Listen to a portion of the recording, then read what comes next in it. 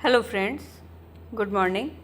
आज हम लोग 28 जुलाई 2026 के करंट अफेयर्स डिस्कस करेंगे।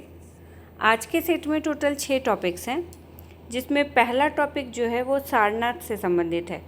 तो उत्तर प्रदेश का एक प्राचीन बौद्ध स्थल है सारनाथ, जिसको अब यूनेस्को की विश्व धरोहर सूची में शामिल कर लिया गया है। ये घोषणा कब हुई? तो 25 जुलाई 2026 को दक्षिण कोरिया के बुसान में आयोजित यूनेस्को विश्व धरोहर समिति के 48वें सत्र में ये निर्णय लिया गया और इस मान्यता के साथ सारनाथ जो है वो भारत का 45वां विश्व धरोहर स्थल और उत्तर प्रदेश का चौथा विश्व धरोहर स्थल बन गया है। आप लोग को पता होगा कि भगवान बुद्ध ने अपना पहला उपदेश जो है वो सारनाथ में दिया था और उस प्रक्रिया को धर्मचक्र परिवर्तन कहा गया था बौद्ध धर्म में। तो ये भगवान बुद्ध से जुड़ा हुआ काफ़ी महत्वपूर्ण स्थान है सारनाथ। और विश्व धरोहर सूची में जो है वो 3 श्रेणियों में शामिल किया जाता है स्थलों को: सांस्कृतिक, प्राकृतिक और मिश्रित। तो इसको सारनाथ को सांस्कृतिक के तौर पे इस सूची में शामिल किया गया है।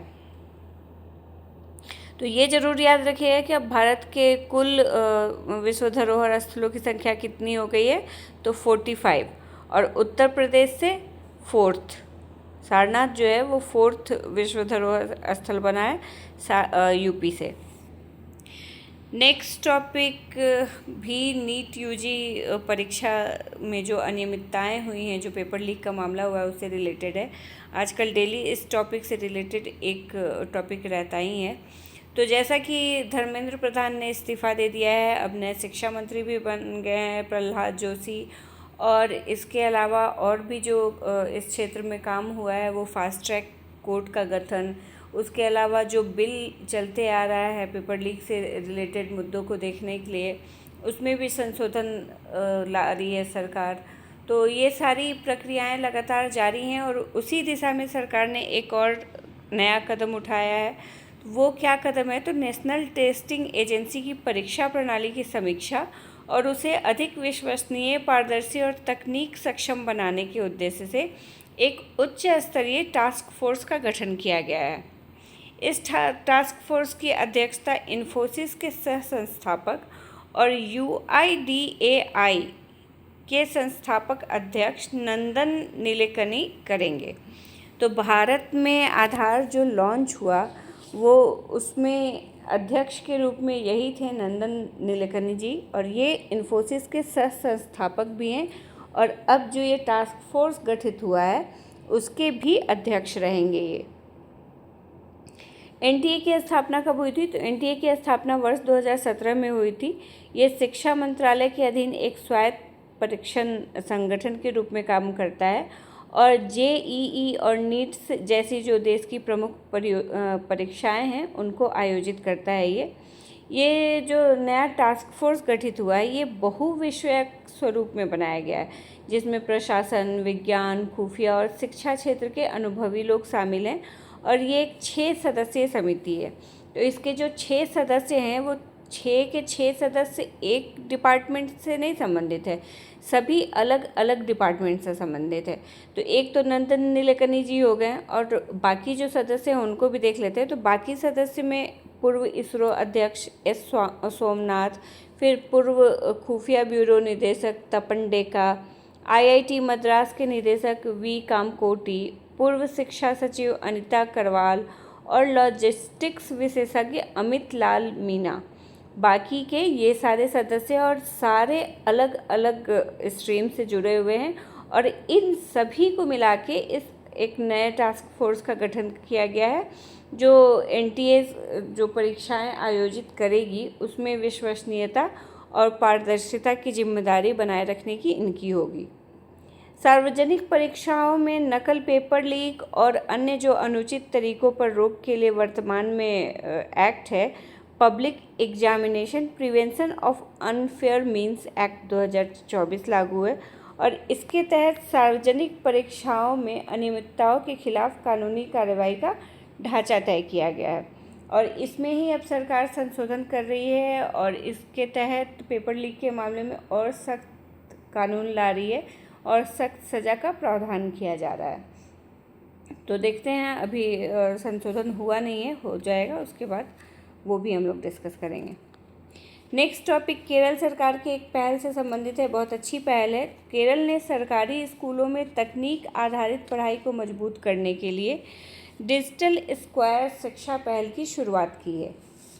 ये कार्यक्रम राज्य के शिक्षा क्षेत्र के 100 दिवसीय कार्य योजना का हिस्सा है और इसका उद्देश्य प्राथमिक स्तर पर डिजिटल लर्निंग को अधिक प्रभावी, समावेशी और उपयोगी बनाना है।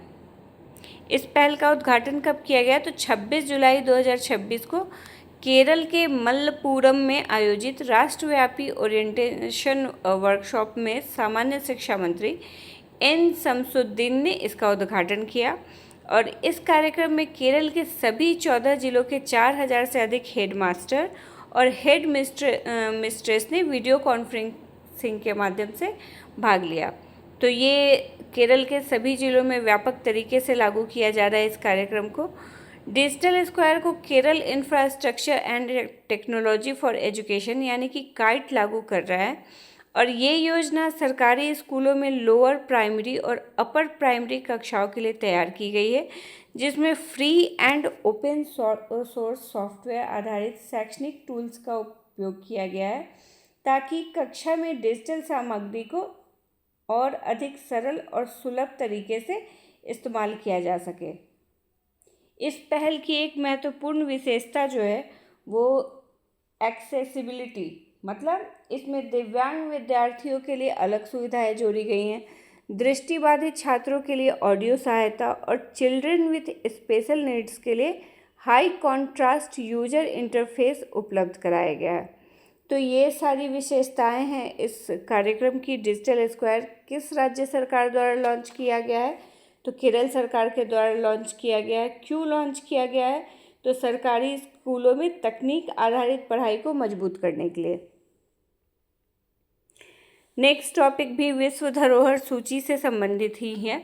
तो जिस दिन भारत के सारनाथ को विश्व धरोहर सूची में शामिल किया गया, उसी दिन उत्तरी फ्रांस के डी डे लैंडिंग बीचेज और ग्रीस के माउंट ओलिम्पस को भी इस सूची में शामिल किया गया है। माउंट ओलिम्पस जो है वो ग्रीस का सबसे ऊंची पर्वत श्रृंखला है और इसकी ऊंचाई 2918 मीटर है। यूनेस्को ने इसे मिश्रित श्रेणी में शामिल किया है। मतलब मिश्रित श्रेणी उन स्थलों के लिए होती है जिनमें प्राकृतिक सौंदर्य के साथ साथ सांस्कृतिक या ऐतिहासिक महत्व भी हो। ग्रीक पौराणिक कथाओं में माउंट ओलिम्पस जो है इसको ओलिम्पियन देवताओं का निवास माना जाता था और इसके साथ ही यह क्षेत्र जैव विविधता के लिए भी महत्वपूर्ण माना जाता है। तो इसका सांस्कृतिक और प्राकृतिक दोनों महत्व है, इसलिए इसको मिश्रित श्रेणी में यूनेस्को की विश्व धरोहर सूची में शामिल किया गया है। वहीं फ्रांस के नॉर्मैंडी क्षेत्र में स्थित डी डे लैंडिंग बीचेज में ओमाहा, यूटा, स्वॉर्ड, गोल्ड और जूनो के बीच के साथ पॉइंट डू होक शामिल है। तो ये सारी बीचेज इसमें शामिल हैं जो फ्रांस में स्थित है, उत्तरी फ्रांस में। और ये स्थल द्वितीय विश्व युद्ध के दौरान 6 जून 1944 को हुए मित्र देशों के आक्रमण से जुड़ा हुआ है। तो ऐतिहासिक महत्व है इसका, इस बीच का। नेक्स्ट टॉपिक INS सुदर्शनी से संबंधित है। तो हाल ही में भारतीय नौसेना का प्रशिक्षण पोत INS सुदर्शनी 26 जुलाई 2026 को अमेरिका के बोस्टन से पुर्तगाल के अजोरेस स्थित पोंटा डेलगाडा के लिए रवाना हो गया है। ये यात्रा 10 महीने लंबे ट्रांस ओशैनिक अभियान लोकायन 26 का हिस्सा है, जिसकी शुरुआत 26 जनवरी 2026 को कोच्चि से हुई थी। INS सुदर्शनी जो है ये भारतीय नौसेना का एक सेल ट्रेनिंग शिप है जिसका उपयोग समुद्री कौशल, नेविगेशन अभ्यास और कैडेट प्रशिक्षण के लिए किया जाता है। ऐसे पोत नौसैनिक प्रशिक्षण को व्यावहारिक अनुभव से जोड़ते हैं और लंबी समुद्री यात्राओं के दौरान चालक दल को अंतर्राष्ट्रीय जलमार्गों, मौसमीय परिस्थितियों और पोत संचालन की तकनीक की वास्तविक समझ देते हैं। INS सुदर्शनी की जो बोस्टन यात्रा है ये सेल 250 और सेल बोस्टन 2026 समारोह से जुड़ी हुई है, जो अमेरिका की 250वीं वर्षगांठ के अवसर पर आयोजित किए गए हैं। तो INS सुदर्शनी किस कार्यक्रम के तहत बोस्टन पहुंची है, ये जरूर ध्यान रखिएगा लोग। तो ट्रांस ओशैनिक अभियान लोकायन 26 के हिस्सा के रूप में।